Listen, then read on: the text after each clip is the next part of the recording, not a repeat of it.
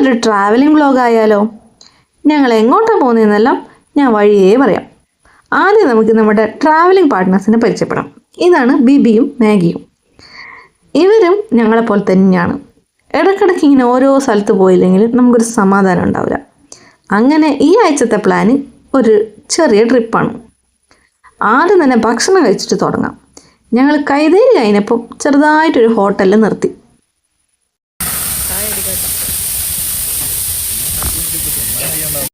നല്ല ചൂട് പത്തലും ബീഫുമാണ് ഓർഡർ ചെയ്തത്. എങ്ങനെ ഉണ്ടാവുന്നൊന്നും അറിയില്ല, ആദ്യമായിട്ടാണ് ഇവിടെ നിന്ന് കഴിക്കുന്നത്. എന്തായാലും പത്തൽ നല്ല സൂപ്പറായിരുന്നു. ബീഫ് ചെറുതായിട്ട് പാളിയിട്ടുണ്ട്, വലിയ ടേസ്റ്റ് ഒന്നുമില്ല. ഞാൻ വീഡിയോ എടുക്കുന്നതുകൊണ്ട് ഇവർ കഴിക്കാണ്ട് എന്നെ വെയിറ്റ് ചെയ്തിരിക്കുക, ഒന്ന് ഓഫാക്കോ തിന്നോട്ടെ എന്ന് പറഞ്ഞിട്ട്. ബീഫിനെ കുറ്റം പറഞ്ഞുകൊണ്ട് ആ കടക്കാരൻ കേൾക്കുന്നുണ്ടോ എന്ന് നോക്കുന്ന നോട്ടാണത്. അങ്ങനെ പ്ലേറ്റ് കാലിയായി നമ്മളെ ബോഡിക്കുള്ള ഇന്ധനം നിറച്ചിട്ട് ഞങ്ങൾ വീണ്ടും യാത്ര തുടങ്ങി. ഇത് നെടുമ്പോയിലാണ്. നെടുമ്പോയിൽ നിന്ന് നേരെ ചുരം കയറാനുള്ള പരിപാടിയാണ്. നെടുമ്പോയിൽ കയറി വരുമ്പോൾ തന്നെ ഈ ഇടത്ത് ഭാഗത്തു ഒരു കിടിലം വീടുണ്ട്.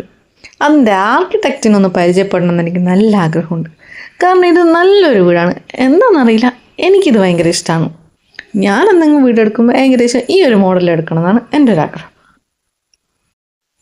ആ വീട്ടിൽ അതിങ്ങനെ ചെയ്യണമായിരുന്നു, അതങ്ങനെ ചെയ്യണമായിരുന്നു, നമ്മൾ വീടെടുക്കുമ്പോൾ ഇങ്ങനെ വേണം, അങ്ങനെ വേണം, മറ്റേതാക്കണം, മറിച്ചതാക്കണം എന്നല്ലാണ് നമ്മൾ ഈ കിടന്ന് പറഞ്ഞുകൊണ്ടിരിക്കുന്നത്. സത്യം പറഞ്ഞാൽ ഞങ്ങൾ സംസാരിക്കുന്നതാണോ എല്ലാവരും ആയിരിക്കും ഞങ്ങളെന്തോ കാര്യമായി ഡിസ്കസ് ചെയ്യുന്നത്. ഒരു വാല്യൂ ഇല്ലാത്ത ഒരു കാര്യവും ഇല്ലാത്തൊരു കാര്യങ്ങളായിരിക്കും ഞങ്ങൾ സംസാരിച്ചുകൊണ്ടിരിക്കുന്നത്. സത്യം പറഞ്ഞാൽ ഞങ്ങൾ രണ്ടാളും ഇങ്ങനെ വർത്താനം പറഞ്ഞുകൊണ്ടിരിക്കും. ഈ ചുരം കയറുന്നതോ ഇറങ്ങുന്നതോ ഒന്നും ഞങ്ങൾ അറിയാറില്ല. കലവില ഇങ്ങനെ പൊതുവേ പറഞ്ഞുകൊണ്ടിരിക്കും. ഈ വഴിക്കെല്ലാം ഞങ്ങളുടെ പ്രണയത്തിൽ ഒരുപാട് കഥകൾ പറയാനുണ്ട്. ഞങ്ങൾക്ക് രണ്ടാൾക്കും കോമൺ ആയിട്ടുള്ളൊരു ഇൻട്രസ്റ്റാണ് ഈ ട്രാവലിങ്. ആ ട്രാവലിങ് തന്നെ ഈ കാട്ടിലൂടെയൊക്കെ പോകാനാണ് കൂടുതൽ ഇഷ്ടം. കുറച്ച് മൃഗങ്ങളെയും ഫോഗൊക്കെ കണ്ടാൽ പിന്നൊന്നും പറയണ്ട, അത് എക്സ്ട്രാ ഹാപ്പിനെസ്സാണ്. ഫോഗും എല്ലാം ഇറങ്ങി വരുന്നുണ്ട്, നല്ല തണുപ്പുമുണ്ട്. എന്താണെന്നറിയില്ല, ഈ ക്യാമറയിൽ അതത്ര ബ്യൂട്ടിഫുള്ളായിട്ട് കാണുന്നില്ല, പക്ഷെ ഇത് നേരിട്ട് കാണാൻ വേറെ തന്നെ ഭംഗിയാണ്. ഈ റൂട്ടിലെ രാവിലെ തന്നെ പോകുന്നവർക്ക് ആ ഭംഗി എങ്ങനെയാണെന്ന് ഞാൻ പറയാതെ തന്നെ മനസ്സിലാവും.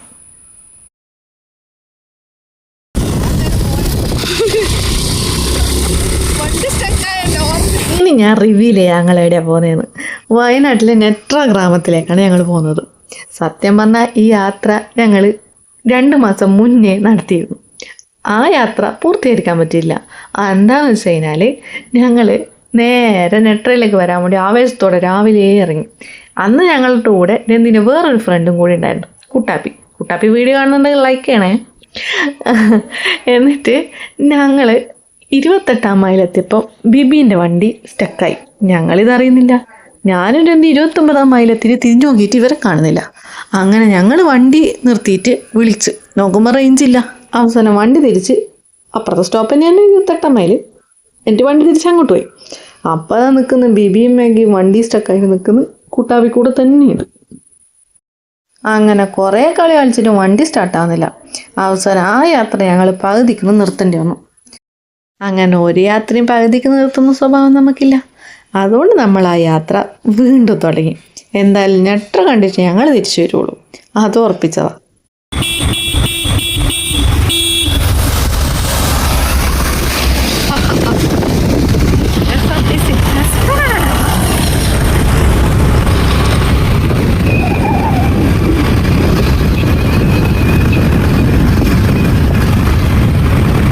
എന്നോട് കോട്ടയക്കണ്ടെന്ന് പറഞ്ഞിട്ട് വലിയ കാര്യത്തിൽ കോട്ടയച്ചതാ.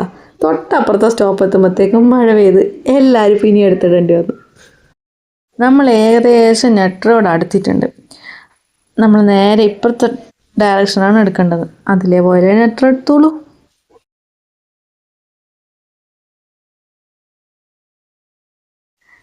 നമ്മൾ നെട്രേൻ്റെ അടുത്തെത്തിയിട്ടുണ്ട്.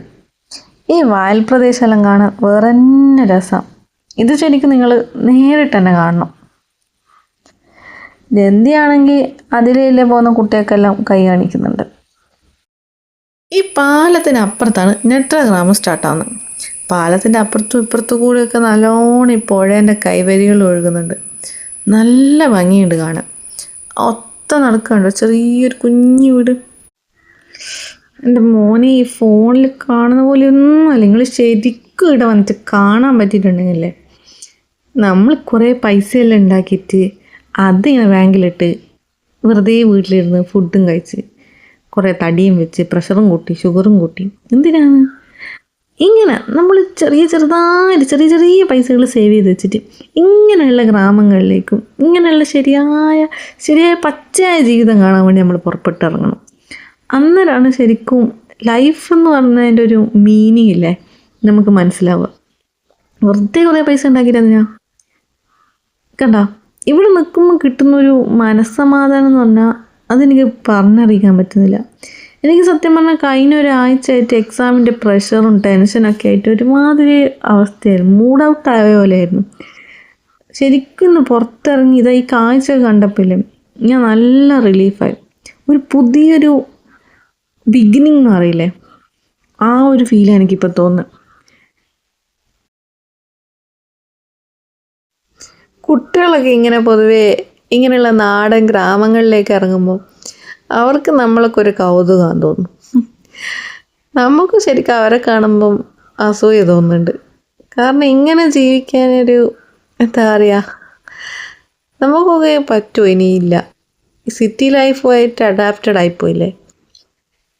സിറ്റി ലൈഫും ഒക്കെ വേണം, എന്നാലും വല്ലപ്പോഴൊക്കെ ഇങ്ങനെയുള്ള ചില കാഴ്ചകളും കൂടി ഇല്ലെങ്കിൽ പിന്നെന്ത് ലൈഫാല്ലേ. ശരിക്കും എനിക്ക് ഇവിടെ നിന്ന് വരാനേ തോന്നുന്നുണ്ടായിരുന്നില്ല. എന്തൊരു ഭംഗിയാണെന്നറിയോ, എങ്ങനെയാണ് പറയേണ്ടതെന്ന് അറിയില്ല. ഇവിടെ നിർത്തിയിട്ട് നമ്മൾ വണ്ടി ഇവിടെ വെച്ചിട്ടുണ്ടായിരുന്നു. പിന്നെ നമ്മൾ മെല്ലെ കൈവരിയിലേക്ക് ഇറങ്ങിയിട്ടുണ്ടായിരുന്നു കാണാൻ വേണ്ടിയിട്ട്.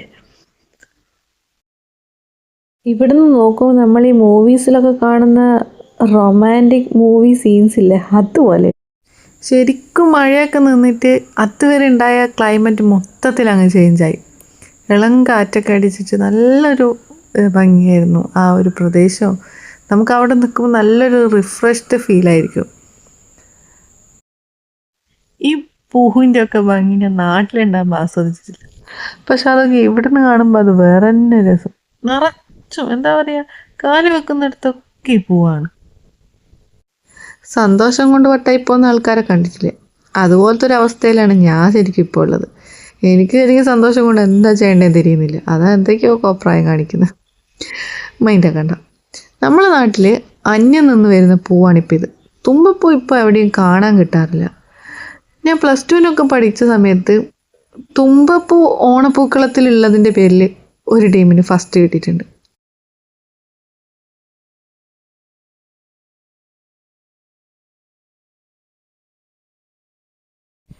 ഈ ഉറുമ്പ് എന്താ അതിൻ്റെ ഉള്ളിൽ പോയി തരുന്നേ?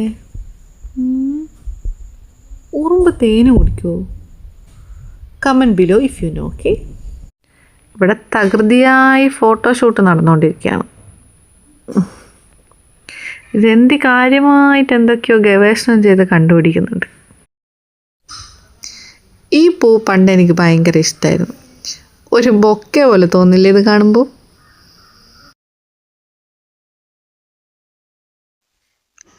ഇത് കാണുമ്പോൾ ഏതെങ്കിലും പാട്ടിൻ്റെ സീൻ ഓർമ്മ വരുന്നത് നിങ്ങൾക്ക് പണ്ടത്തെ? എനിക്ക് ഓർമ്മ വരുന്നുണ്ട്.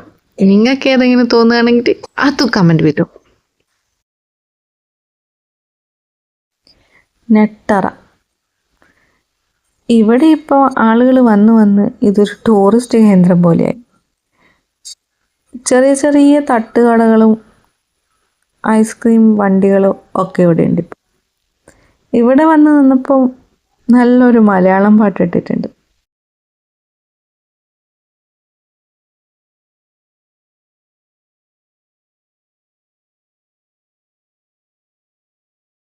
ഉപ്പിലിട്ട കൈതച്ചക്ക, പേരക്ക, പിന്നെയും കൈതച്ചക്ക, പഴുത്ത മാങ്ങ, പച്ചമാങ്ങ, നെല്ലിക്ക, ബീറ്റ്റൂട്ട്, ജാമ്പക്ക, ക്യാരറ്റ്, നെല്ലിക്ക, പിന്നെയും ബീറ്റ്റൂട്ട്. ഞാൻ പാൽ കേക്കാണ് കഴിച്ചത്. കുറേ കാലമായി പാൽ കേക്ക് കഴിച്ചിട്ട്. നിങ്ങൾ ആരെങ്കിലും പാൽ കേക്ക് കഴിച്ചിട്ടുണ്ടോ? ബിബി പിന്നെ ഏതൊരു ബ്രെഡ് പൊരിച്ചതാണെന്ന് തോന്നുന്നു, പേരൊന്നും അറിയില്ല. അങ്ങനെ എന്തോ ഒരു പലഹാരമാണത്. ബിബിയും മാഗിയും ഒരേപോലെ അത് തന്നെയാണ് എടുത്തിട്ടുണ്ടായത്. രന്തി പിന്നെ നേരത്തെ ഒരു പഴംപൊരി എടുത്തിട്ട് സീറ്റ് ബുക്ക് ചെയ്തിട്ടുണ്ട്. രന്തി എവിടെ പോയാലും ഒരു നായി രന്തിൻ്റെ അടുത്തുണ്ടാവും. ഞാനത് കളിയാക്കിയതല്ല കേട്ടോ, ശരിക്കും രന്തിക്ക് നായിനെ ഭയങ്കര ഇഷ്ടമാണ്.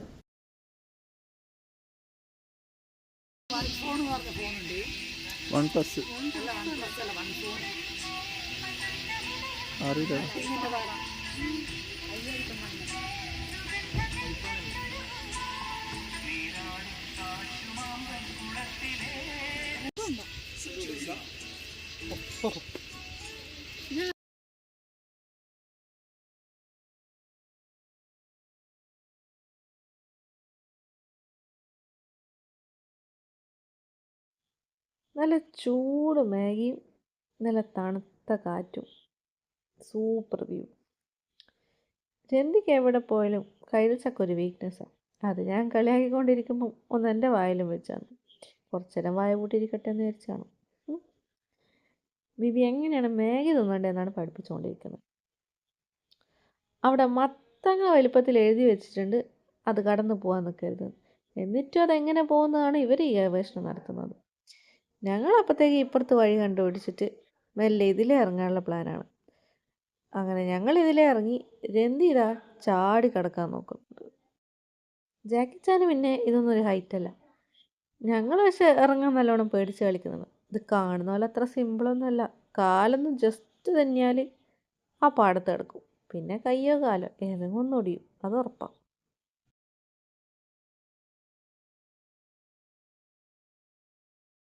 നല്ലൊരു കാഴ്ച ഇനിയിപ്പോൾ കാണാൻ പോകുന്നത്. നിങ്ങൾ സ്വിറ്റ്സർലാൻഡ് എവിടെയാണെന്നറിയോ?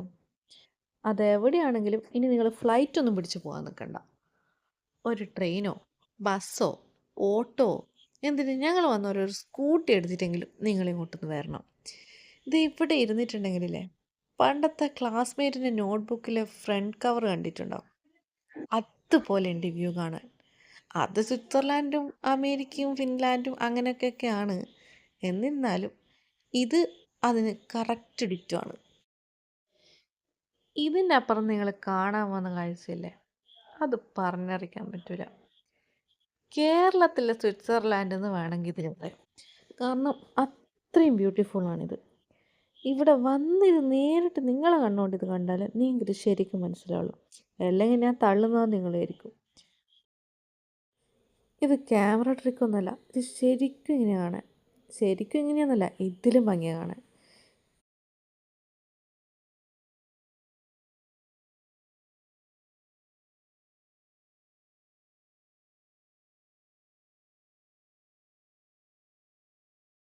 ഞങ്ങൾ വലിയ സാഹസികമായിട്ട് ആ പുഴ കടന്നു. ആ പുഴ കടന്ന് ഇപ്പുറത്തെത്തിയപ്പോൾ അതാ ഒരു ക്രിസ്മസ് അപ്പൂപ്പൻ. പുള്ളിക്കാരെ ആട് മേയ്ക്കാൻ എന്തോ വന്നതാണ്. എന്തോ കളഞ്ഞു പോയ പോലെ റിലേ ഇട്ടാണ്ട് അങ്ങോട്ടും ഇങ്ങോട്ടും എല്ലാം നടക്കുന്നുണ്ട്. എന്താണാവോ ചോദിക്കണം എന്നുണ്ടായിരുന്നു, പക്ഷെ ഞങ്ങൾ അടുത്ത് പോകുന്നതിനെ അപ്പൂപ്പൻ പേടിച്ച് അങ്ങോട്ട് പോകുന്നുണ്ട്. അതിൻ്റെ ഇടയിലാണ് ഞാനൊരു താറാവിനെ കണ്ടത്. ഞാൻ ആദ്യം കണ്ടപ്പോൾ അരയന്നെന്നാണ് പറഞ്ഞത്. കുറച്ച് പോയിറ്റിക്കലാക്കാൻ നോക്കിയതാണ്. സത്യത്തിൽ അതൊരു താറാവാണ്. പക്ഷേ ഒറ്റ താറാവ് ഇതെങ്ങനെ ഇവിടെ വന്നു? ഇതാരെങ്കിലും വളർത്തുന്നതാണോ അതോ ഡാർവിൻ്റെ എവല്യൂഷൻ തിയറി പോലെ സെല്ല് വല്ലതും ഉണ്ടായതായിരിക്കും? എന്തായാലും ഇതിൻ്റെ തിയറി എനിക്കത്ര മനസ്സിലാകുന്നില്ല. ഈ ഒറ്റൊന്നെങ്ങനെ വരും? ഇത് കൂട്ടത്തോടെയല്ലേ ഉണ്ടാവുക? ഇനി അത് അപ്പൂപ്പൻ്റെ ആയിരിക്കുമോ? എനിക്കാണെങ്കിൽ എന്തെങ്കിലും കണ്ടാൽ 1000 സംശയം വരും. ഓവർ തിങ്കിൻ്റെ ഒരു കഴിവുള്ളതുകൊണ്ടേ എന്താണെന്നറിയില്ല. ക്യൂരിയോസിറ്റി കാരണം അതിൻ്റെ അടുത്തേക്ക് പോകുന്നതിനനുസരിച്ച് അതാണെങ്കിൽ പേടിച്ച് നമ്മളെ കണ്ട് അങ്ങോട്ട് പോകുന്നുണ്ട്. എന്തായാലും ഇതിനെ കാണാൻ നല്ല രസമുണ്ട്. പിന്നെ അധികം അതിനെ ഡിസ്റ്റർബ് ചെയ്യാൻ പോയാൽ ചിലപ്പോൾ കൊത്ത് കിട്ടും. വെറുതെ എന്തിനാ അതിൻ്റെ കൊത്തും കൂടി മേടിച്ച് കിട്ടുന്നത്? അതുകൊണ്ട് നൈസായിട്ട് ബാക്കോട്ട് സ്കൂട്ടാവാം. ഇതിൻ്റെ നടുക്കാരെ കെട്ടിടം ഉണ്ടാക്കിയേ? ഇതൊക്കെ കണ്ടുപിടിക്കാൻ അപ്പുറത്ത് പോയിട്ട് സാഹസികമായി ഇപ്പുറത്ത് വന്നു. ഒന്ന് കാല് തന്നെയാൽ വെള്ളത്തിൽ കിടക്കുകയും. അത് കഴിഞ്ഞ് അടുത്തൊരു ഹിഡൻ ലൊക്കേഷനാണിത്. ഇത് കറക്റ്റ് എവിടെയാണ് ഞാൻ പറയുന്നില്ല, കാരണം ഇത് നല്ല ഭംഗിയുണ്ട് കാണാൻ. എല്ലാവരും വന്ന് ഉള്ള പ്ലാസ്റ്റിക് മൊത്തം ഇട്ട് ഇത് വെറുതെ വൃത്തിയേടാക്കണം. അതുകൊണ്ട് ഞാനിത് എവിടെയാണെന്ന് പറയുന്നില്ല കേട്ടോ. അത് ഞാൻ പറയാൻ കാരണം, ഞാൻ അപ്പുറത്ത് നല്ല ഭംഗിയുള്ള സ്വിറ്റ്സർലാൻഡ് എന്നൊക്കെ വിശേഷിപ്പിച്ച സ്ഥലമില്ലേ, അത് അത്യാവശ്യം പ്ലാസ്റ്റിക്കും പാമ്പേഴ്സും വേസ്റ്റൊക്കെ ഇട്ട് നശിപ്പിച്ച് വെച്ചിട്ടുണ്ട്. നമ്മളിങ്ങനെ സ്ഥലം കാണാൻ വരുമ്പം അതങ്ങനെ തന്നെ നമ്മൾ ആസ്വദിക്കുക, അതങ്ങനെ തന്നെ കണ്ട് തിരിച്ചു വരിക. അല്ലാതെ നിങ്ങൾ കഴിച്ച എൻ്റെ ഭക്ഷണത്തിൻ്റെ വേസ്റ്റും പ്ലാസ്റ്റിക്കും കുട്ടികളെ പാമ്പേഴ്സും ഒക്കെ അങ്ങനെയാണ് ഇട്ടിട്ട് പോകേണ്ടത്. ഇത് നമുക്ക് മാത്രം ആസ്വദിക്കാനുള്ള ഭൂമിയല്ലല്ലോ, ഇനിയും നമ്മുടെ തലമുറകൾക്ക് വേണ്ടതല്ലേ. എനിവേസ്, ഞാൻ അവിടെയുള്ള കുറച്ച് പൂവൊക്കെ എടുത്ത് ഒരു ബൊക്കെ പോലെ എടുത്ത് പിടിച്ചിട്ടുണ്ട്. എനിക്ക് പിന്നെ ഇങ്ങനത്തെ ചെറിയ പരിപാടിയൊക്കെ ഇഷ്ടമാണ്. പിന്നെ വിശപ്പിൻ്റെ വിളി അങ്ങ് അറ്റത്തെത്തിയിട്ടുണ്ട്. അതുകൊണ്ട് ഫുഡ് കഴിക്കാൻ വേണ്ടി പെട്ടെന്ന് കണ്ടൊരു ഹോട്ടലിലോട്ട് കയറിയിട്ടുണ്ട്. ഞാനും മാഗിയും ബിബിയും മന്തിയാണ് ഓർഡർ ചെയ്തത്, രന്തി ബീഫ് ബിരിയാണി. ശരിക്കും ആ ബീഫ് ബിരിയാണി ഓർഡർ ചെയ്താൽ മതിയായിരുന്നു, അതായിരുന്നു കൂടുതൽ ടേസ്റ്റ്. ഞാനിപ്പോൾ വീഡിയോ എടുക്കുമ്പോൾ ബിബീൻ്റെ എക്സ്പ്രഷനാണ് കാണേണ്ടത്. മറ്റേ സിനിമയില്ലേ ഞാൻ പ്രകാശൻ, അതിൽ ഫഹദ് ഫാസിലിൻ്റെ എക്സ്പ്രഷനാണ് ബിബിക്ക്. അങ്ങനെ ഫുഡ് കഴിഞ്ഞ് ഞങ്ങൾ വേഗം നാട്ടിലേക്ക് പിടിക്കാമെന്ന് വിചാരിച്ചു. നല്ല ക്ഷീണമുണ്ട്, മാത്രമല്ല നല്ല കോരിച്ചൊരിയുന്ന മഴ വരും. ആകാശമൊക്കെ ഇരുണ്ട് കൂടിയിട്ടുണ്ട്, മാത്രമല്ല നല്ലോണം ഫോഗ് ഇറങ്ങിയിട്ടുണ്ട്. ശരിക്കും ഇനി കുറച്ച് അങ്ങോട്ടെത്തുമ്പം കണ്ടോ, ഇത് 3 മണിയാന്ന് പറഞ്ഞാൽ നിങ്ങൾ വിശ്വസിക്കും, അങ്ങനെ ഇരുട്ടായിട്ടുണ്ട്. സത്യം പറഞ്ഞാൽ മുമ്പിലുള്ള റോഡൊന്നും കാണാൻ പറ്റാത്ത പോലെ നല്ല രീതിക്ക് ഇരുട് മൂടി ഫോഗ് ഇറങ്ങിയിട്ടുണ്ട്. നല്ല മഴക്ക് മുന്നേ ഞങ്ങൾ വേഗം നാട് പിടിക്കട്ടെ. അപ്പോൾ ഇനി അടുത്ത വീഡിയോ കാണുന്നവരെ ബായ്. എല്ലാവരും സബ്സ്ക്രൈബ്, ലൈക്ക് ആൻഡ് ഷെയർ.